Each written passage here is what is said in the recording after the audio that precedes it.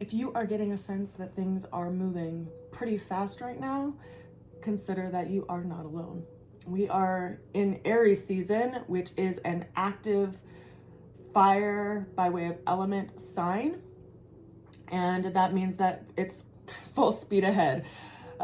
We currently have a couple planets in Aries that were not in Aries last year when we were in this time period, and those are the planets of Saturn and Neptune. And keep in mind that we have all planets currently moving direct. Interestingly enough, right when we had the spring equinox, Mercury moved direct and it had been retrograde in the sign of Pisces. And so all planets are currently moving direct, which also adds an additional energy of that kind of moving forward energy.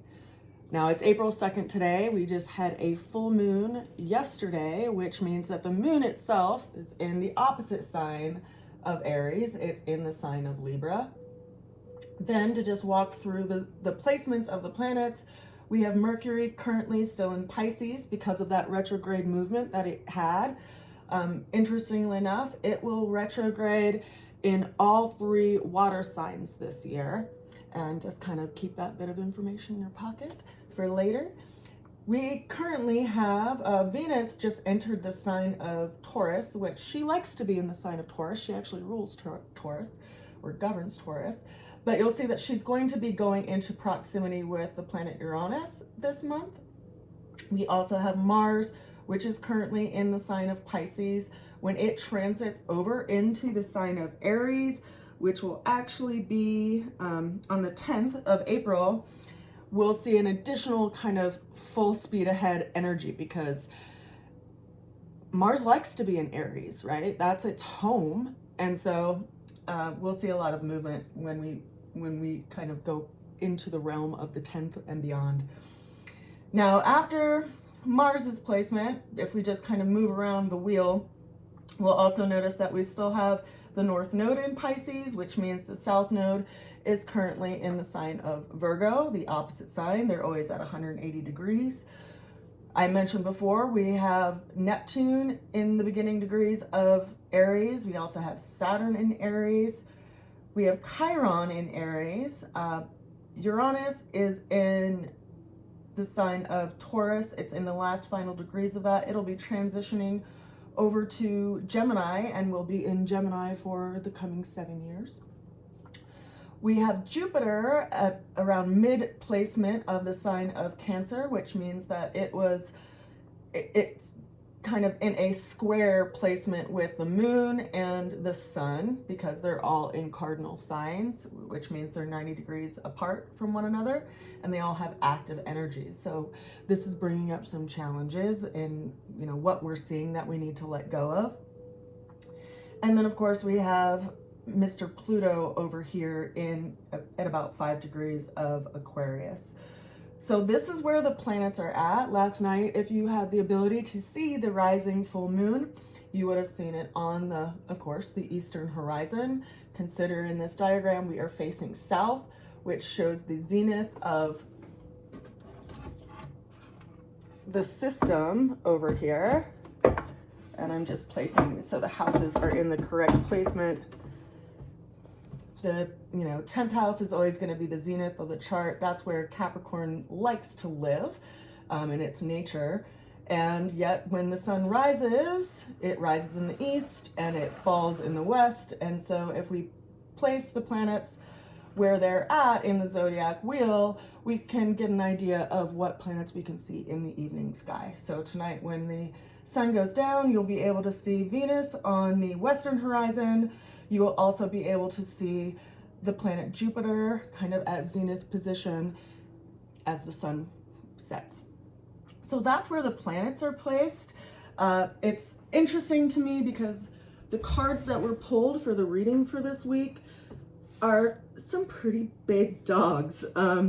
So I think that we're gonna have a very impactful April of 2026. I pulled us 9 cards for the reading for this week. Of those 9 cards, we have 1 pentacle, we have 3 cup cards, and then the remainder are all major arcana. And so I find that interesting. Major arcana, just to remind you, bring up life lessons, things that we don't necessarily have any choice over. Whereas the minor arcana, which, you know, are basically the suited cards, the ace through 10, and then of course the court cards, those tend to relate to like day-to-day matters. They can also, if you're looking at the court cards, refer to times of the year or different zodiac signs based on their element. So our opening card for today, interestingly enough, is the Queen of Pentacles. Now, in the Queen of Pentacles, we see someone who is sitting on a throne that's anchored by a tree behind them, and they have a very big coin on their lap. Now, Pentacles are earth suits, and they kind of denote our values and our beliefs and our resources. They are physical things in that they are a coin and they are in the element of earth. Now, this is an interesting thing because Capricorn tends to refer to our life path, our reputation in front of others. It's a cardinal earth sign, so it's like an active energy of our resources, right? How do we create material security for ourselves in our lives? And this is an active energy because it's a queen. And so this is interesting to me because we don't have anything in Capricorn currently, but Capricorn is part of this grand cardinal square that we just are in the realm of with this full moon that we just experienced yesterday. And so it provides an information point. And it also refers to the planet of Saturn, which governs the sign of Capricorn. Now, if we look at the planet of Saturn right now, it is currently in the sign of Aries. It doesn't like to be in Aries, right? That's not its native home, and it is a challenge for it because you consider the energy of Aries, which I mentioned earlier, is this active, energetic of fire. The planet Saturn is a restriction. It's a limitation. It's a confinement. The planet Saturn tends to kind of lead us to the life path of our cycle, of our journey, and how we gain information through review. Consider that Saturn's cycle around the zodiac system takes about 28 and a half years. When you have your Saturn return at around 29 to 30 years old, you are experiencing a shift in your life or an anchoring in your life, depending on what is going on with you. For me, I had a big wake-up call of my mother passing away, as an example. But my Saturn sits in my first house, in the house of the body. And so when I had a Saturn return, it basically, brought me this big awareness of how fleeting our journey is. And it really made a big impression on what I want to actually bring to the world and what I want to do and how I want to be, and also made me really have a big shift and healing energetic around my relationship with my mom.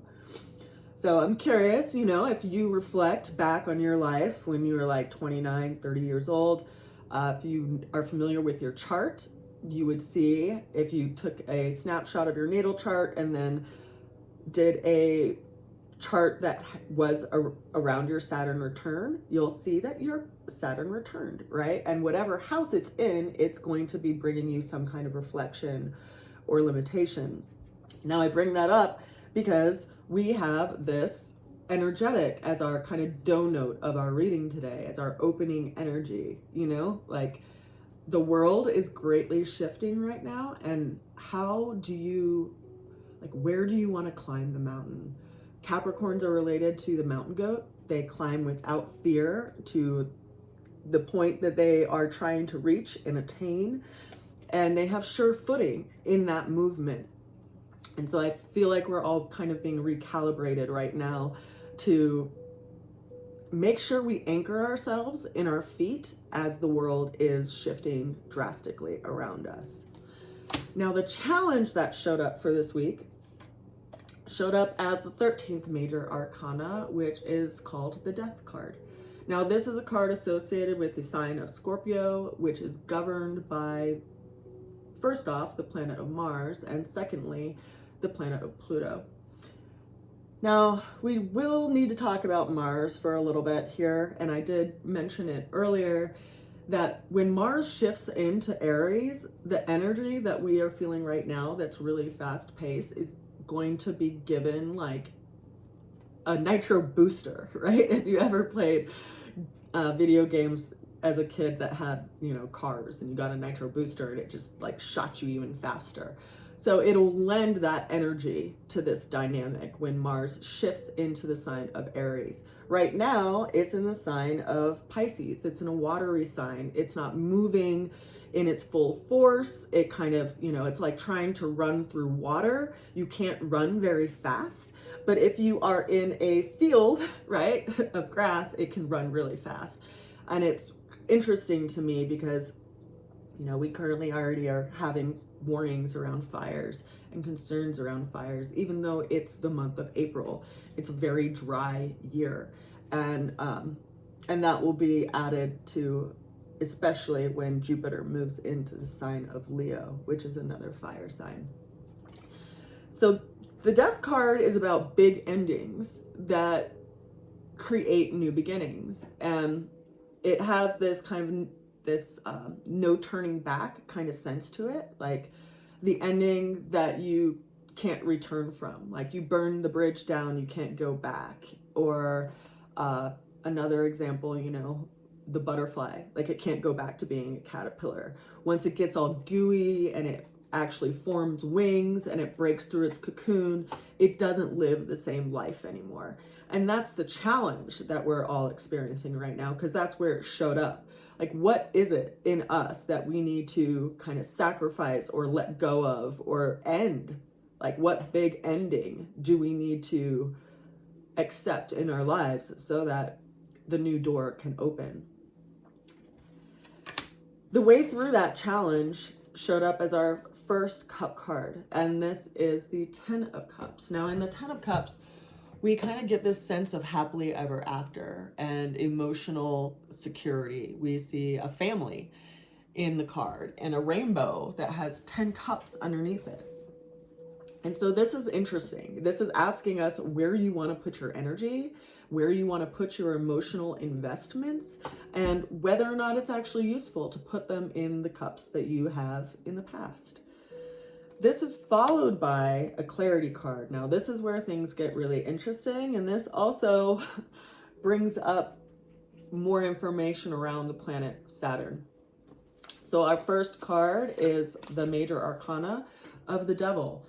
Now, this card isn't speaking to the devil in a biblical sense. It's speaking to the kind of demons within each of us, like where we get confined, like what limitations have we placed on ourselves by way of self-sabotage, by way of addiction, by way of even relationship. It references a cycle that we're bound to.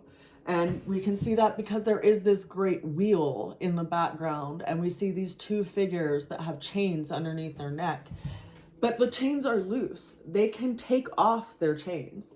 And so there's a work that's involved here. And I think that's what's interesting, because Saturn is this planet of responsibility, and Aries is traditionally referring to the I am, like the sense of the self. And so where is it in our own behaviors? Have we restricted our potential by our behaviors? It may be time to take a closer look at that. Where are we our biggest limitation? And where can we take the chain off of our own neck?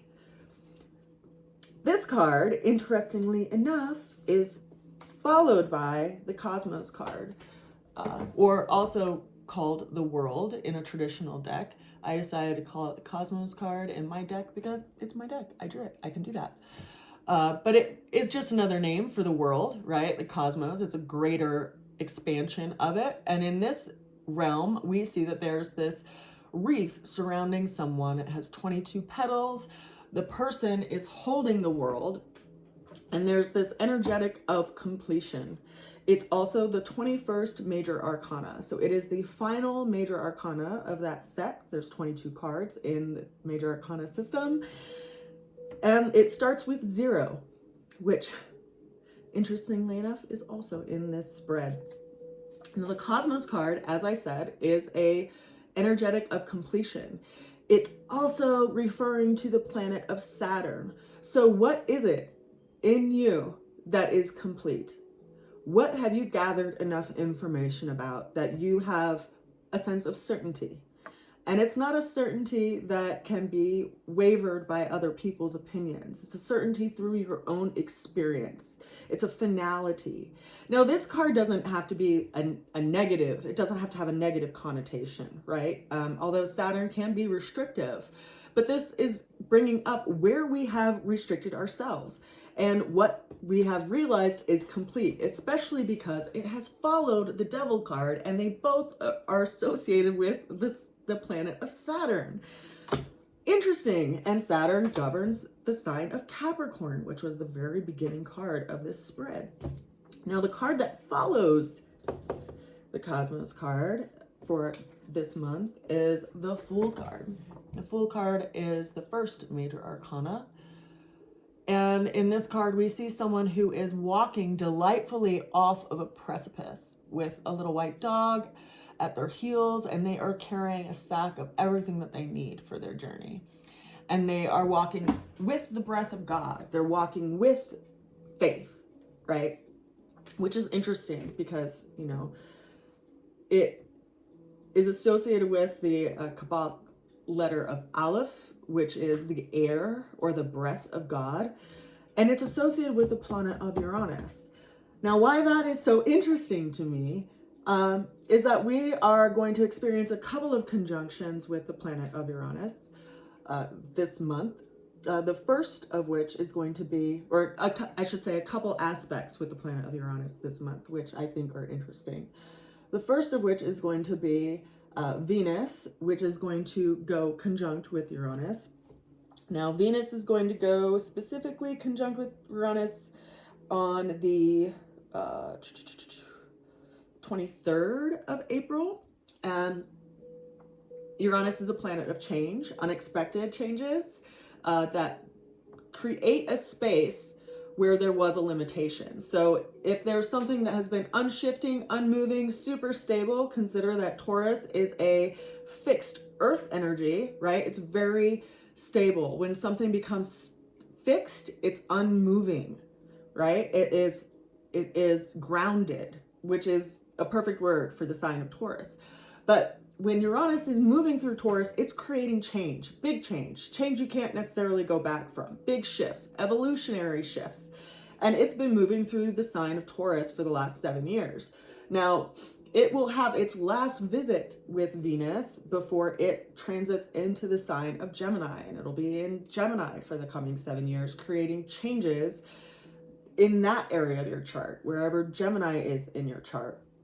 But this is something that is bringing about a change, and it's almost like, you know, with everything shifting and everything moving, whatever plans you had like 4 years ago are going to change just by the nature of the environment that we are all living in currently, by way of the world and by way of our neighborhood and by way of our, you know, our infrastructure, our monetary system. All of these things are changing, so we have to adjust to them, right? And we have to adjust to our own lives. We have to realize that this resource that we have called time isn't infinite, right? We only have so many hours of every day, and every day we have to be devoted to certain things and committed to certain things and have certain priorities just to take care of ourselves and take care of our community. And so I think Venus coming to this meeting with Uranus is going to be interesting because it's going to ask us to really check in with our heart and where we invest our energy and our nurturing and our time. And there will be some shift that comes upon that. Again, that's going to be on the 23rd of April. Then the next thing that we're going to see with Uranus this month is that Uranus will shift into the sign of Gemini, and it will be doing that on the 26th of April. So it doesn't surprise me that it showed up in our reading for this month, but it does, you know, bring a lot of reflection around what we really need to change, and the fact that the planetary placements in the sky right now are in support of that. It's asking us to reflect on our lives. It's asking us to reflect on our life path. It's asking us to reflect on if we're actually aiming in the direction that we want to go. Because if we're not, we might have to recalibrate and change the angle that we're aiming for. Now, after the Fool card that showed up in the spread for this month, we have the Hermit card. Now, the Hermit card, we see a elderly person who is standing at the peak of a mountain with a lantern that's lit up that they're holding, as if to kind of provide light for others based on what they've gathered and reflected on in their journey. This brings up two different energies to me. It brings up, obviously, the South Node placement in the sign of Virgo, which is also kind of reflecting which aspects of ourselves we need to let go of. And in the sign of Virgo, that could be, self-criticalness, also reflecting on our daily habits, because Virgo governs that area of our lives. And if we look at, our daily habits in a sober viewpoint, where are we spending time versus sharing time versus wasting time? Anything that you want to use as a descriptor of the way that you engage time, which is our greatest resource, and where it might not be serving you so much, where it might actually be self-sabotaging you, and where you feel like you need to be placing more of your energy. I know for myself, the last month and a half has brought me a lot of stress, and so I've been looking at,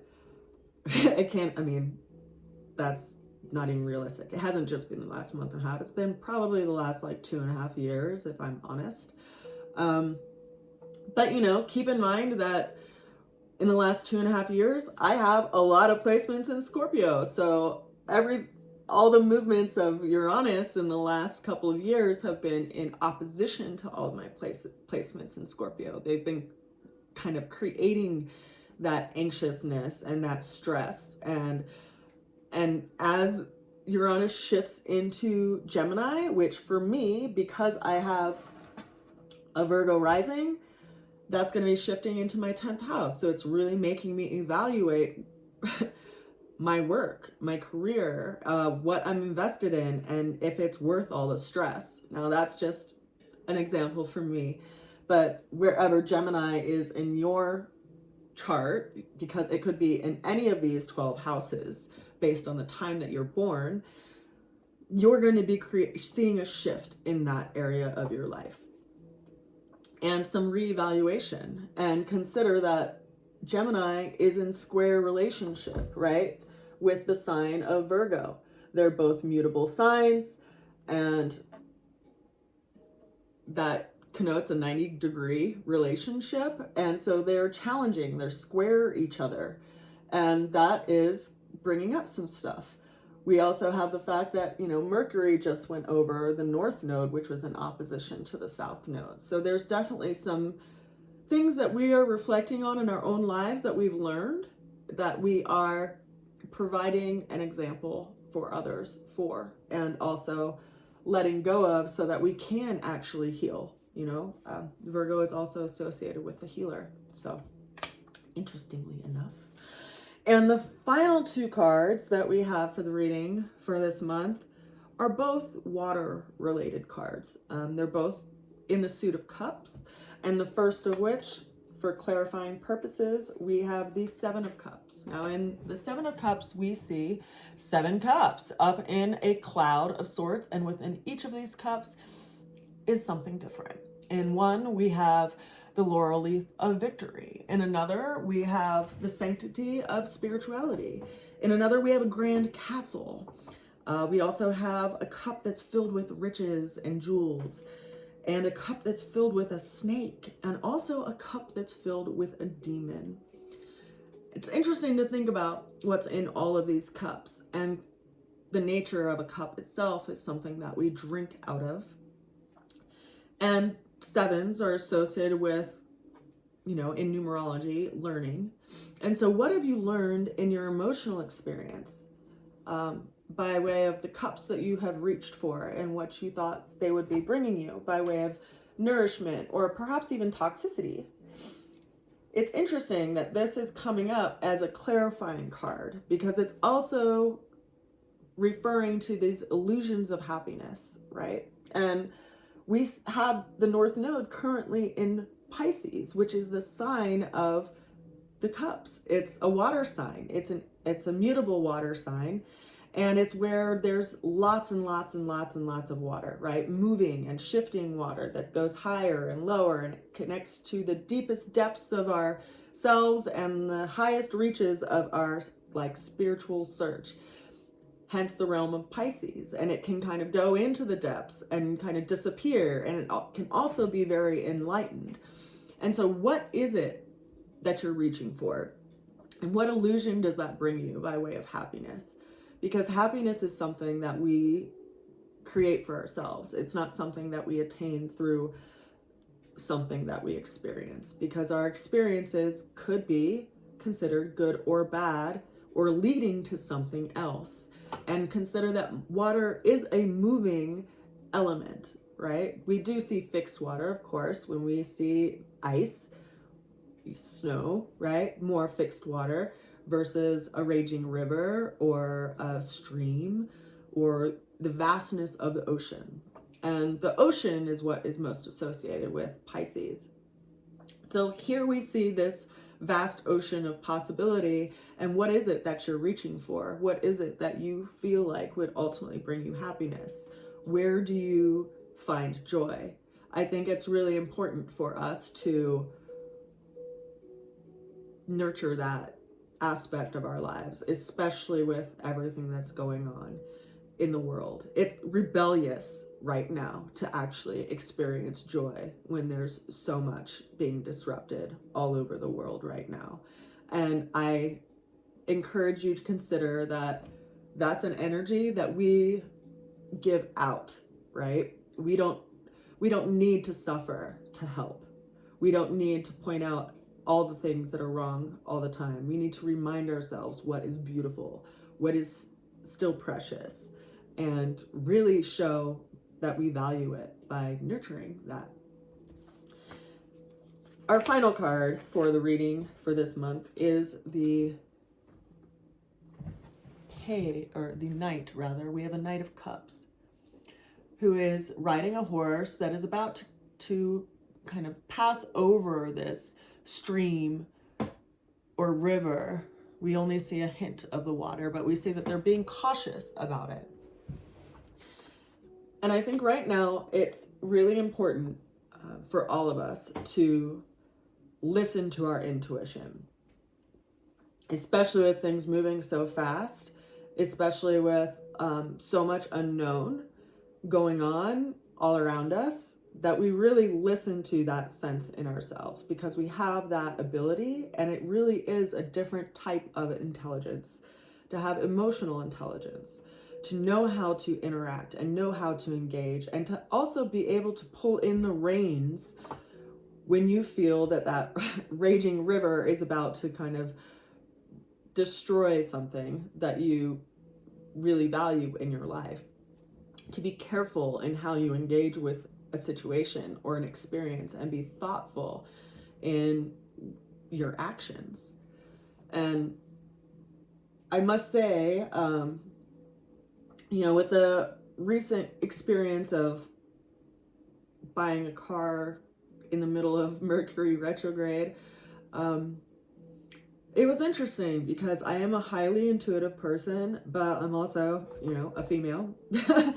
And in the car world, it's really, there's like this gender discrepancy, and as far as like who knows what about cars and who you should listen to. And it was an interesting experience because the first car that I had purchased, it had some issues with it, and my intuition was to kind of move more slow and ask more questions. But the person who was with me at the time helping me buy the car was like, go, go, go, like this is a great car, this is awesome. And so they were like convincing me to do something that I intuitively had a reluctance around doing. And then of course it ended up that the car had some issues, and thankfully I was able to take the car back and get my money back. But not without some mental arm wrestling with this individual that was there to kind of help me and assist me. They were convinced that, you know, the car could have been fixed with this one purchase, which when I spoke to other people who were actually mechanics, they actually confirmed my experience, and they were like, no, absolutely, I'm glad you went with your intuition. So I guess I just offer that like little snippet of my most recent experience because it's important to listen to yourself, to listen to your intuition, because, you know, regrets of I should have known better, I did know better, but I didn't listen because I listened to this other person instead, isn't something to kind of put your bets on. You know, we have our own experience that is invaluable, and you can't disregard it, especially when it gives you feedback of, you know, I'm not sure that this is what I should do, or hesitation, or just not the like motivation to do it, right? Like the fire isn't there. That's an important thing to listen to. And I say that because everything is really moving fast right now, and there will be people who try to push you to take actions, and yet it's really important to slow down and sit and check in and ask questions and move thoughtfully and cautiously, with each step being anchored in this greatly shifting space that we're all in right now. And so I think that it's going to be a big month. There's a lot of stuff that's going to happen this month, and I encourage you to go to your resources that you've found in your life along your journey, and the things that help bring you stillness while the world seems to be moving in such a speedy manner around us. So I wish you well. I encourage you to move the body when the mind is running around in circles and the emotions are spinning. In a current or a whirlpool, the body is a good tool to engage. You know, whether you're doing work outside, you know, work around the house, or work on some kind of project, I, you know, encourage you to just move slow, move thoughtfully, wear gloves, right? And I say that because I just cut the crap out of my hand, and it has reminded me that I need to slow down and be careful, because this life is truly precious. Each of our lives is precious, and time is fleeting. So we need to, right, guess what you need to do is up to you, but I feel it would be in our best interest to be more considerate to ourselves of where we spend, invest, and share our time. I send you a good wish, and yeah, reach out if you'd like a reading, if you would like to understand astrology more. That's where I see my energies moving this year, is more into teaching and doing what brings me joy, which is, you know, creating things, sewing, teaching astrology, doing tarot. Yeah, that's where I'm called. Let me know where you're called, and I would love to support you. I send you a good wish, and I will see you again soon. Mwah. Bye for now.